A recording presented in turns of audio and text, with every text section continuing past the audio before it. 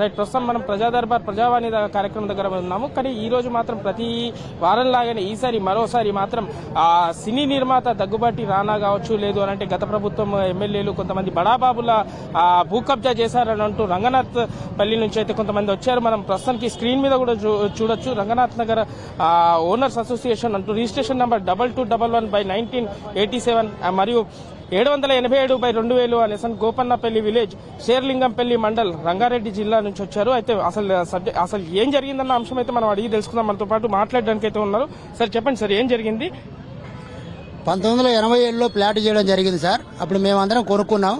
2002లో కొన్నామని చెప్పి దొంగతనంగా మొటేషన్ చేసుకుని మా ఎకరాల్లో భూమి అని చెప్పి మేము పొజిషన్లో ఉన్న వాళ్ళని డిస్టర్బ్ చేసి లాస్ట్ 2 years బ్యాక్ నైట్ 200 మంది అధికార పోలీసులు 200 మంది దొంగ పోలీసులను పెట్టి ఒక సినిమా టైపులో, వాళ్ళంతా సినీ ఫీల్డ్ వాళ్ళే కాబట్టి సినిమా టైపులో మమ్మల్ని అందరినీ బయటికి ఈడ్చి పడేసి మా రూములు కూలగొట్టి వాచ్మెన్లు సామాన్లు కూడా తీసుకొని కూడా జేసీబీల కింద తొక్కించి కరెంటు మీటర్లు కూడా జేసీబీ కింద తొక్కించేసి నైట్ బ్లూ షీట్ చేశారు.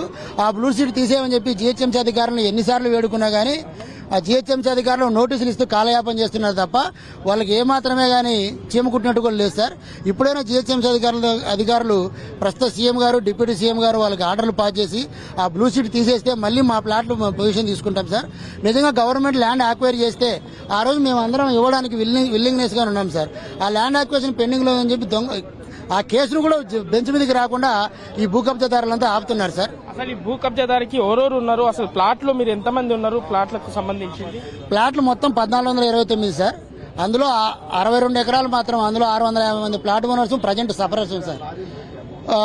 దాంట్లో భూ కబ్జాదారులంతా కూడా సెకండ్ రిజిస్ట్రేషన్ చేసుకున్నారని చెప్పి దగ్గుబాటి సురేష్ బాబు, జలవిహార్ రామరాజు, నేను హుసేన్ సాగర్ లేసి తొక్కిస్తే ఎతికే నాదులు కూడా ఉన్నారా అని చెప్పింది సార్ ఆవిడ పిలిచి జలవిహార్లో.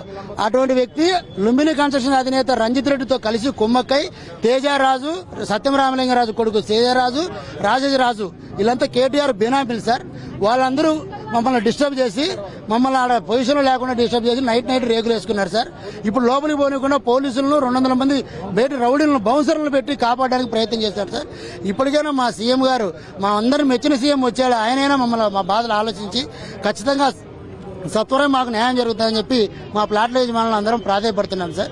ప్రస్తుతానికి ఇప్పుడు కేటీఆర్ ఉన్నాడు అనేసి అంటే కేటీఆర్ వీళ్ళు వెనుక హస్తం ఉందంటున్నారా, లేకపోతే ఎవరెవరు ఇంకా హస్తం ఉంది? అసలు ఏం అప్పటి వరకు కేటీఆర్ గారు హస్తం ఉందని చెప్పి జీహెచ్ఎంసీ అధికారులు పదే చెప్పారు సార్. కేటీఆర్ గారు ప్రగతి భవన్ నుంచి మాకు ఫోన్లు వస్తుంటే మేమేం చేస్తామయ్యా, మా బండ్లకు టైర్లో గాలి లేకపోయినా సరే వచ్చి కూలగొడతామని జీహెచ్ఎంసీ అధికారులు మాకు చెప్పడం జరిగింది సార్. ఇక్కడ బేసిక్ ఇష్యూ ఏమంటే, మేము పొజిషన్ లో ఉన్నాము 2 years బ్యాక్ వరకు. మాకు ఆ ప్రాబ్లం, మేము రూములు కట్టుకున్నాము, కరెంట్ ఉండింది, వాటర్ ఉండింది, దేవాలయం ఉండింది, రోడ్స్ ఉన్నాయి, అంగన్వాడీ స్కూల్ ఉండింది, ఇవన్నీ ఉన్నాయి. అయినా రాత్రి పోలీస్ డిపార్ట్మెంట్ మేనేజ్ చేసి ఈ భూ కబ్జాదారులు 15 జేసీబీలు పెట్టి రాత్రి మా రూమ్లన్నీ కొల్లగొట్టి ఫ్యామిలీస్ అందరినీ బయట పాడేసి ఎక్కడో తీసుకుపోయి ఊరవతల దింపేసేసి కబ్జా పెట్టేసి బ్లూ షీట్లు కొట్టేసి మమ్మల్ని సైట్కి రాకుండా చేస్తున్నారు. ఈ రోజు కూడా అంతే ఉంది. మేము పోలీస్ డిపార్ట్మెంట్ లో కంప్లైంట్ పెట్టాము. మా ఇల్లీగల్ ఎంకరేజ్మెంట్ డిపార్ట్మెంట్ కి మీరు కంప్లైంట్ ఇచ్చుకున్నప్పుడు పోలీసు వాళ్ళు స్పందించలేదా? మరి పోలీసు వాళ్ళు ఇప్పటి వరకు ఎఫ్ఐఆర్ ఫైల్ చేయలేదు. కంప్లైంట్ లెటర్ తీసుకోవడం తప్ప ఎఫ్ఐఆర్ ఫైల్ చేయలేదు. అన్నోన్ పర్సన్స్ అని రాస్తారు. మేము క్లియర్ గా రాస్తున్నాము. మా తర్వాత ఉన్న సేల్ వాళ్ళు చేశారు ఇలా అని చెప్పి క్లియర్ గా చెప్తుంటే వాళ్ళ డాక్యుమెంట్ తెప్పించి చూడరు, మా డాక్యుమెంట్ తెప్పించి చూడరు, వాళ్ళని పిలిపియ్యరు, మమ్మల్ని ముందు కూర్చోబెట్టి మాది కరెక్టా వాళ్ళది కరెక్టా అని కూడా ఎంక్వైరీ చెయ్యరు. ఏం పట్టించుకోకుండా గమ్మున కూర్చుంటున్నారు. మున్సిపాలిటీలో పెట్టాము. మున్సిపాలిటీ వాళ్ళు సరే చేస్తామంటారు కానీ illegal unauthorised construction of compound వాళ్ళు అవి తీసేయరు. మావైతే ఇల్లీగల్ అన్నారు, వాళ్ళైతే ఇల్లీగల్ కాదని అలాగే కూర్చుంటున్నారు. సో ఇప్పుడు ప్రజావాణిలో ఇప్పుడు అప్లికేషన్ పెట్టాము.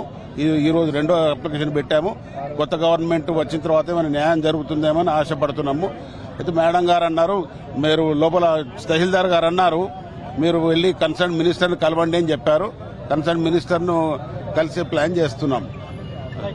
ప్రస్తుతం మనం చూడొచ్చు. ఎందుకంటే గత వారం లెక్కన ప్రతిసారి మాత్రం గత ప్రభుత్వం ఎమ్మెల్యేలు కావచ్చు, మినిస్టర్లు కావచ్చు, భూ కబ్జాదారులు అయితే, ఎందుకంటే కొత్త ప్రభుత్వం వచ్చిన తర్వాత ఇటు బీఆర్ఎస్ నాయకులు కావచ్చు, ఎమ్మెల్యేలు, మంత్రులు మాత్రం గుబ్బులు పుడుతుందనేసి చెప్పుకోవచ్చు.